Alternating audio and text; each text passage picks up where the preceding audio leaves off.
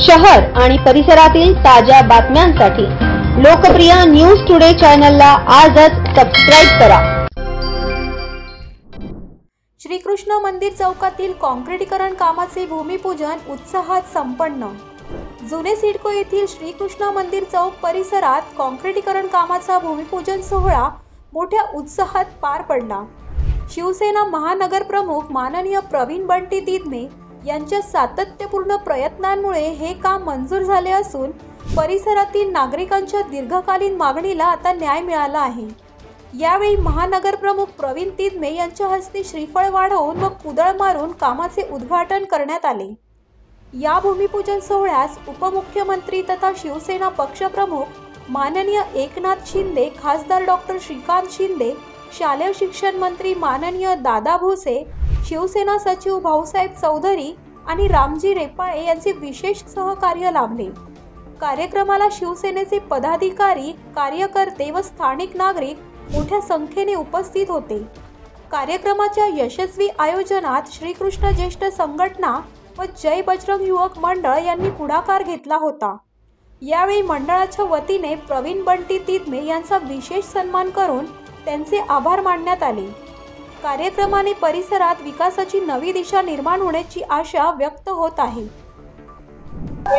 महाराष्ट्र राज्याचे लाडके उपमुख्यमंत्री माननीय एकनाथजी शिंदे साहेब व आपले लाडके पालकमंत्री माननीय दादाजी भुसे साहेब यांच्या सहकार्याने आज प्रभाग 24 मध्ये आपण बघू जी काही विकासाची गंगा वाहत आहे की 3 वर्ष झाले प्रशासकीय यंत्रणा असताना नगर विकास जो काही निधी मिळतोय त्यामधून आपण प्रभाग 24 मध्ये बघू की जे कामांचे म्हणजे जे काही कामं चालू आहेत पूर्ण नाशिक शहरामध्ये कुठे कामं चालू नाही, फक्त प्रभाग 24 मध्ये कामं चालू आहे। तर मी त्याबद्दल सुद्धा शिवसेनेच्या सर्व नेत्यांचे आभार मानतो व त्यांनी जो काही असा निधी दिलाय त्या निधीमधून गेल्या 20 ते 25 वर्षापासून जे काही लोकांची मागणी होती की काँक्रिटीकरण व्हायला पाहिजे किंवा रस्ते चांगले व्हायला पाहिजे, पेवर ब्लॉक बसले पाहिजे, दुतर्फा त्याला पेवर ब्लॉक असतील किंवा पावसाळी गटर असेल, या सगळ्या सुविधा व्हायला पाहिजे, त्या दृष्टीने चांगला असा निधी प्रभाग 24 मध्ये उपलब्ध झालाय। आज या श्रीकृष्ण मंदिराच्या येथे पूर्ण चौकाचं काँक्रिटीकरणाचं उद्घाटन आज येथील सर्व ज्येष्ठ नागरिक असतील, सर्व माता भगिनी असतील, सर्व बालगोपाळ असतील, या सगळ्यांच्या उपस्थितीत आज पार पडलाय। आज येथे सर्वजण जे उपस्थित झाले त्याबद्दल परत एकदा सगळ्यांचे आभार मानतो। थांबतो। जय हिंद, जय महाराष्ट्र। आज इथे आपण सगळेजण उपस्थित आहात। सर्वप्रथम मी आपले परिसरातील माननीय नगरसेवक श्री बंटी भाऊ दिदमे यांचे आभार मानतो। यांच्या अथक प्रयत्नांमुळे जसं त्यांनी सांगितलं की माननीय मुख्यमंत्री एकनाथजी शिंदे, दादा भुसे साहेब असो, सर्वांच्या सहकार्यातून आज आपल्या परिसरात काँक्रिटीकरणाचा शुभारंभ आज आपल्या इथं झालेला आहे। याचं महत्त्वाचा सिंहाचा वाटा प्रवीण भाऊ दिदमेंचा आहे। यांच्या प्रयत्नांमुळे आज हे सगळं शक्य होतंय। गेल्या काही वर्षापासून आपण इथे परिसरातील नागरिक समस्यांना तोंड देत होतो। आपल्या रस्त्याचं इथे विद्रुपीकरण झालेलं होतं, खड्डे पडलेले होते, पावसात पाणी साचायचं, खड्ड्यांमध्ये तिथे मच्छर व्हायचे, आरोग्याचे प्रश्न निर्माण होत होते सगळे। पण या सगळ्यांना तोडगा म्हणून प्रवीण भाऊंनी आज जे कार्य केलेलं आहे त्याच्याबद्दल मी श्रीकृष्ण ज्येष्ठ सांस्कृतिक शैक्षणिक मित्रमंडळ व जय बजरंग युवक मित्रमंडळातर्फे त्यांचे आभार मानतो।